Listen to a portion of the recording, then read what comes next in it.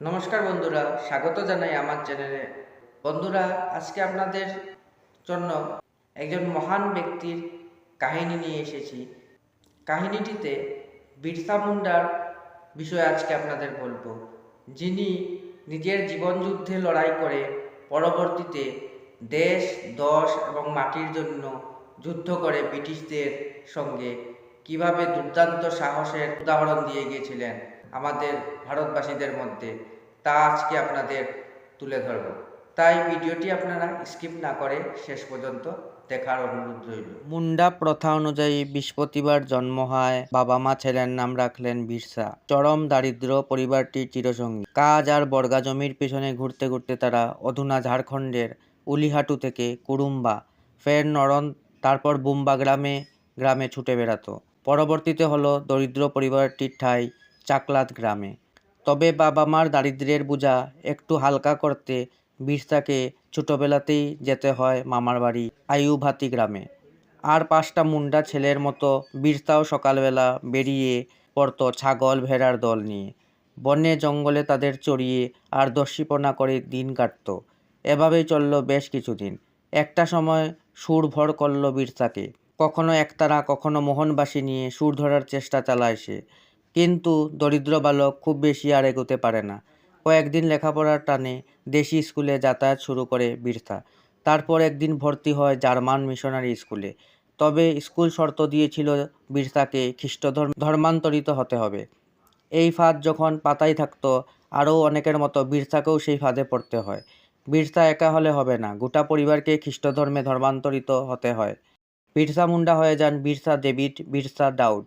তবে নিজের জাত কিংবা ধর্মের প্রতি শ্রদ্ধা অন্তরে যে রয়ে গিয়েছিল, তা বোঝা গেল যেদিন মিশনারি স্কুলের এক শিক্ষক যেদিন মুন্ডাদের নিয়ে এক নাগাড়ে যা ইচ্ছে তাই বলে যাচ্ছিলেন। বিরসা সেদিন মুখে কিছু না পারলেও প্রতিবাদে ক্লাস থেকে বেরিয়ে চলে যান। বিরসার মতো একজন সাধারণ মানুষের ভিতরে একজন অসাধারণ বোধসম্পন্ন মানুষ ছিল যে বিরসাকে তাড়া করত। যে কোনো অন্যায়, অবিচার, অসাম্যের বিরুদ্ধে বিরসা অস্থির হয়ে উঠত। স্কুলে পড়ার সময়ে বিরসা সর্দারি আন্দোলনে জড়িয়ে পড়ে। প্রথম দিকে সর্দারদের আন্দোলনের প্রতি মিশনারিদের মৃদু সমর্থন ছিল, কিন্তু পরবর্তীতে আর সেই সহানুভূতিটুকু ছিল না। তাছাড়া বিরাট সংখ্যক অখ্রিস্টান মুন্ডা সর্দারি আন্দোলনে যুক্ত থাকায় মিশনারিদের মধ্যেও বিদ্বেষ তৈরি হয়। মিশনারিরা প্রথমে বিরসাকে সর্দারদের আন্দোলন থেকে সরে আসার কথা জানায়। এরপর তারা প্রবল চাপ দিতে থাকলে বিরসা বুঝে মিশনারিদের সঙ্গে আর কোনো রকম সম্পর্ক রাখা সম্ভব নয়। ফলে বিরসা নিজে মিশনারি স্কুল ছাড়েন এবং সপরিবারে খ্রিস্টধর্ম ত্যাগ করেন। তবে সর্দারি আন্দোলন থেকে বিরসা একদিন সরে আসেন। ব্যক্তিগত অভিজ্ঞতা দিয়ে বিরসা বুঝেছিলেন শুধুমাত্র দিকুরাই আদিবাসী মানুষদের দুর্দশার একমাত্র কারণ নয়। একদিকে বিদেশি সরকার তথা প্রশাসন, অন্যদিকে মিশনারি আর তাদের সঙ্গে দিকুরা আদিবাসী মানুষদের জীবন অতিষ্ঠ করে তুলেছে। যে বন আর ভূমির উপর আদিবাসী মানুষদের জন্মগত অধিকার বিদেশি সরকার তা কেড়ে নিয়েছিল, তাদের নিঃস্ব করেছে। অন্যদিকে আদিবাসীদের দরিদ্রতার সুযোগ নিয়ে মিশনারিরা তাদের ধর্মান্তরিত করে। এর উপর আছে দিকুদের অত্যাচার। নিজেদের বনভূমি পরবাসী আদিবাসীরা যে তাদের হাজার বছরের ধর্ম সংস্কৃতি থেকে বিচ্ছিন্ন, একথা মাত্র 20 বছরের তরুণ বিরসা প্রথম উপলব্ধি করেছিলেন। কেবল তাই নয়, তিনি এর বিরুদ্ধে প্রতিবাদী হয়ে উঠেছিলেন। বিরসার ধর্ম হাজার হাজার মুন্ডাদের মুখে বিরসার জয়ধ্বনি শুনে ব্রিটিশরা আগে ভাগেই বিদ্রোহের আঁচ অনুভব করল। তারা বুঝতে পারল যেভাবে হোক বিরসাকে জব্দ করতে হবে। তার নেতৃত্বেই আদিবাসী মানুষদের মধ্যে নতুন করে বন আর ভূমি নিয়ে অধিকারবোধ দানা বাঁধছে।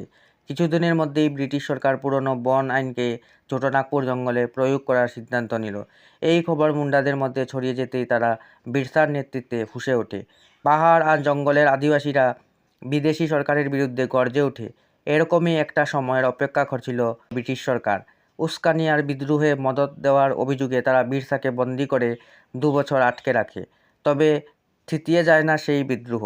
জেল থেকে বেরিয়েই বিরসা ফের মুন্ডা ও অন্যান্য আদিবাসীদের নিয়ে ঝাঁপিয়ে পড়ে স্বাধীনতা যুদ্ধে।